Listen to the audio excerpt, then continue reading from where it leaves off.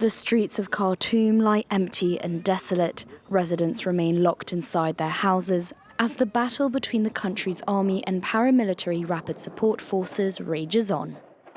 Despite a brief respite due to a ceasefire over the weekend, shelling and deadly fighting picked up again minutes after it ended. On the outskirts of the Sudanese capital, the town of Omdurman came under heavy artillery. Nothing was spared, like this house's facade damaged by shelling.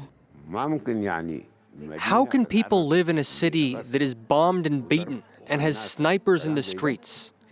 There are no shops, no services, no markets. The ceasefire agreement allowed civilians in the capital to buy food and medicine, but with stocks running low, residents struggled to find essential supplies. Emergency services are also inaccessible. The Red Cross reports that only 20% of hospitals are still working. It's been almost 2 months now, and the humanitarian situation is very difficult.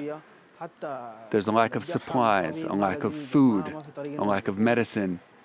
Even for the wounded and the injured, there's no possibility to help them. The conflict broke out on April 15th, displacing almost 2 million people, with at least 450,000 seeking refuge in neighboring countries like Chad and Egypt.